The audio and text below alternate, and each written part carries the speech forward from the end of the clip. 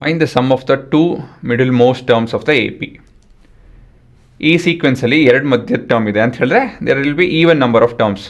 ಆಯಿತಾ ಹುಡುಗರ, ಇಲ್ಲಿಂದ ಇಲ್ಲಿಗೆ ಈವನ್ ನಂಬರ್ ಆಫ್ ಟರ್ಮ್ಸ್ ಇದೆ. ಮಧ್ಯದ ಟರ್ಮ್ ಯಾವುದು ಅಂತ ಹೇಳಿ ನೋಡಿಕೊಂಡು ಅದನ್ನೆರಡು ಆ್ಯಡ್ ಮಾಡಬೇಕಂತೆ, ಸರಿನಾ?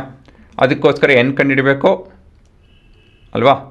ಎನ್ ಕಂಡುಹಿಡಿಯೋದಕ್ಕೋಸ್ಕರ ನಾವು ಎ ಡಿ ಅವೆಲ್ಲ ಕಂಡುಹಿಡಬೇಕಾಗುತ್ತೆ. ಮೊದಲೇದಾಗಿ ಸೀಕ್ವೆನ್ಸ್ ಬರ್ಕೊಳ್ಳೋಣ. -4/3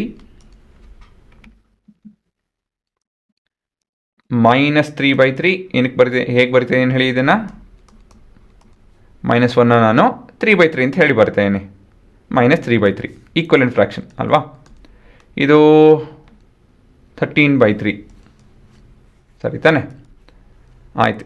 ಇವಾಗ ನಿಮ್ಮ ಫಸ್ಟ್ ಟರ್ಮ್ ಬಂದು -4/3, ಲಾಸ್ಟ್ ಟರ್ಮ್ ಬಂದು 13/3, ಮತ್ತು ಕಾಮನ್ ಡಿಫ್ರೆನ್ಸ್ ಬಂದು -3/3 ಮೈನಸ್ ಆಫ್ -4/3 ಅಂತ ಹೇಳಿದ್ರೆ 1/3.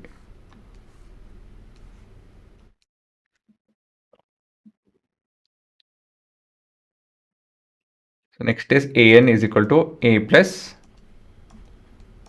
n minus 1 into d. ಈ ಫಾರ್ಮುಲಾ ಉಪಯೋಗಿಸ್ಕೊಂಡು n ಕಂಡುಹಿಡಿಯಬೇಕಾಗುತ್ತೆ. ಎ ಎನ್ ಬಂದು ಲಾಸ್ಟ್ ಟರ್ಮ್.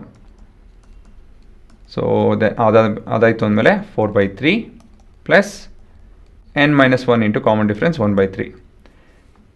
ಈ ಮೂರಲ್ಲೂ ಎಲ್ಲಿದೆ? 1 2 3 ಅಲ್ವಾ? 3 ಟರ್ಮ್ ಇದೆ. ಈ ಮೂರಲ್ಲೂ ಡಿನಾಮಿನೇಟ್ರಲ್ಲಿ ನೋಡಿ ಏನು ಕಾಮನ್ ಇದೆ? 3 ಕಾಮನ್ ಇದೆ. ಅದನ್ನು ಕ್ಯಾನ್ಸಲ್ ಮಾಡ್ಬೋದು. ಇದು ನಿಮ್ಗೆ ಮ್ಯಾಥ್ಸ್ ಗೊತ್ತಾಗಲಿಲ್ಲ ಅಂತ ಹೇಳಿದ್ರೆ ನಿಮ್ಗೆ ಏನು ಹೇಗೆ ಅನಿಸುತ್ತೋ ಆ ಥರ ಮಾಡ್ಕೊಂಡು ಹೋಗಿ, ಫ್ರ್ಯಾಕ್ಷನ್ಸ್ನೇ ಹ್ಯಾಂಡಲ್ ಮಾಡ್ಬೋದು. ಇದೆಲ್ಲ ಅರ್ಥ ಮಾಡ್ಕೊಳ್ಳಿ, ಇದೇನು ಕಷ್ಟ ಅಲ್ಲ.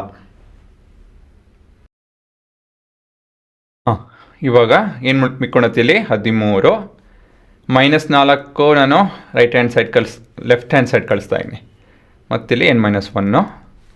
So n is equal to ಇದು ಎಷ್ಟು ಹುಡುಗರ? 17 18 ಅಲ್ವಾ? ಸೊ ಇದೇ ನಿಮ್ಮ ಉತ್ತರ ಎನ್ ಎಂದು. ಮತ್ತಿವಾಗ ಮಿಡಲ್ ಟರ್ಮ್ಸ್ ಏನಾಗುತ್ತೆ? The middle terms are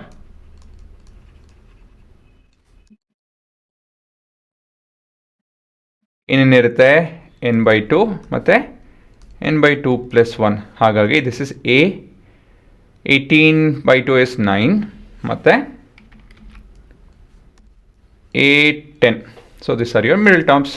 the sum of the middle terms ಅಂತ ಹೇಳಿದಾಗ a9 + a10 ಮಾಡಿಕೊಂಡು ಡಿವೈಡ್ ಮಾಡೋಂಗಿಲ್ಲ, ಅಷ್ಟೇ. a9 + a10. a9 ಕಂಡುಹಿಡಿತೀನಿ ಮೊದಲಾಗಿ. a9 is a plus this is a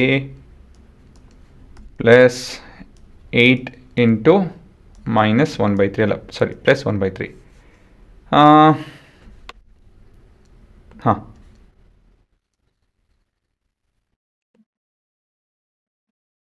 ಇವಾಗ ಸರಿ ಹೋಯಿತು. ಎಲ್ ಸಿ ಎಮ್ ಬಂದು 3, ನ್ಯೂಮರೇಟ್ರಲ್ಲಿ 8 - 4 ದಟ್ ಇಸ್ 4/3 ಆಗುತ್ತಿದ್ದು. ಸೊ ಏನಾಯ್ತು ಕಂಡುಹಿಡಿದ್ರೆ a9 + a10 ಏನಾಗುತ್ತಿದ್ದು?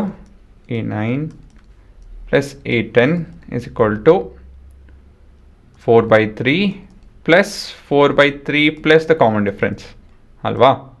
ಇದು a9, ಇದು a10.